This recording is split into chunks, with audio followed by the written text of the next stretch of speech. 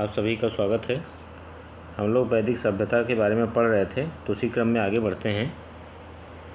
तो कुछ फैक्चुअल चीज़ों पे बात करते हैं, जैसे कि पुराण के बारे में बात करते हैं।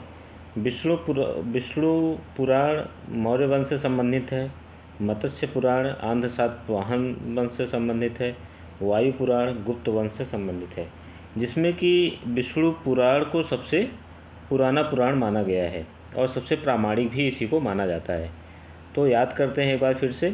विष्णु पुराण मौर्य वंश से संबंधित है। मत्स्य पुराण आंध्र सातवाहन वंश से संबंधित है। वायु पुराण गुप्त वंश से संबंधित है। इसको याद करने का ट्रिक क्या है?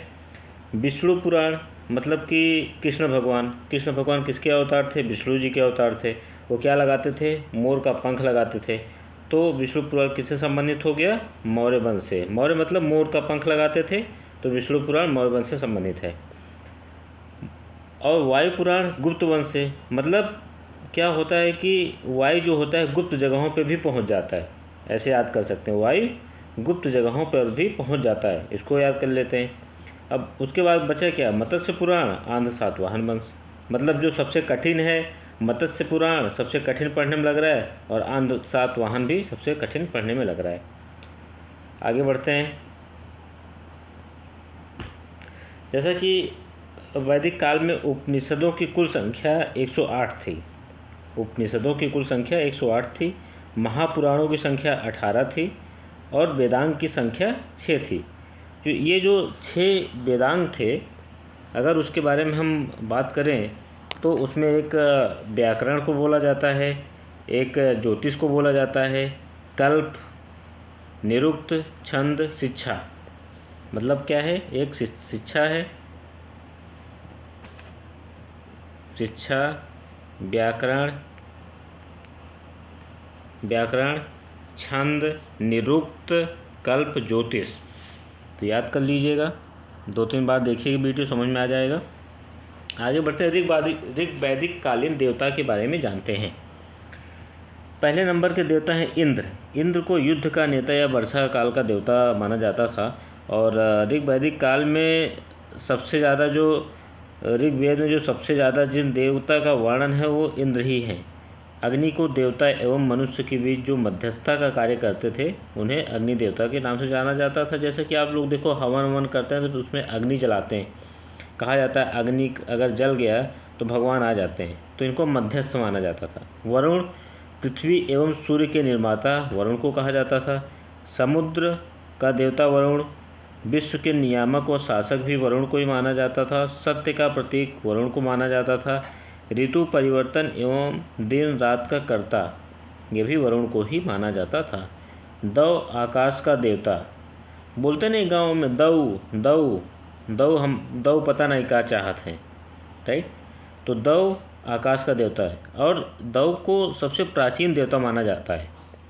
सोम वनस्पति देवता, मतलब सोमपान बोलते हैं ना, सोमपान करना है, तो उनको वनस्पति का देवता। उषा प्रगति एवं उत्थान का देवता।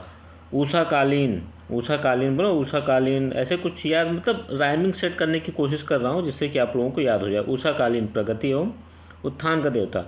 अश्विन विपत्तियों को हरने वाला। पूषण पशुओं का देवता, पूषण से लग ही रहा है, पूषण पशुओं का देवता। विष्णु विश्व के संरक्षक एवं पालनकर्ता, सबको पता होगा। मरुत मतलब हवा, आंधी, तूफान का देवता, राइट?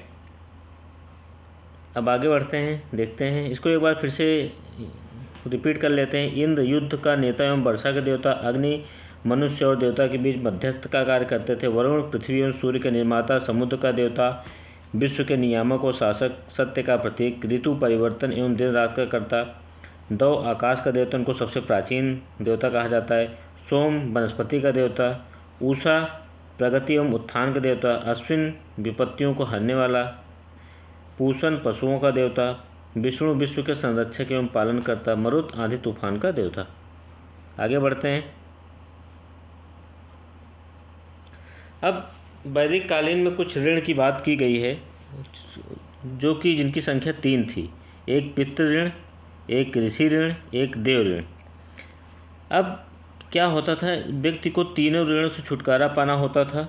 इन ऋणों से छुटकारा पाने पर ही व्यक्ति का जीवन सफल माना जाता था। तो पितृ ऋण क्या होता था कि संतान उत्पन्न कर व्यक्ति इस ऋण से मुक्त होता था। मतलब अगर कोई संतान पैदा कर जिनके संतान हो जाता था वह पितृ ऋण से मुक्त हो जाता था। दूसरे ऋण है ऋषि ऋण। जब कोई व्यक्ति अपने पुत्र को शिक्षित करता था तो इस ऋण से मुक्त हो जाता था। मतलब अपने पुत्र को शिक्षित कर व्यक्ति इस ऋण से मुक्त होता था, जो कि ऋषि ऋण है। तीसरा देव ऋण, मतलब धार्मिक अनुष्ठान करना, यज्ञ कर्म करना, ये सब अगर कोई व्यक्ति करता था तो देव ऋण से भी मुक्त हो जाता था। एक बार फिर से देखते हैं। पितृ ऋण, संतान उत्पन्न कर व्यक्ति इस ऋण से मुक्त होता था। ऋषि ऋण, अपने पुत्र को शिक्षित कर व्यक्ति इस ऋण से मुक्त होता था। देव ऋण, धार्मिक अनुष्ठान एवं यज्ञ आदि कर व्यक्ति इस ऋण से मुक्त होता था।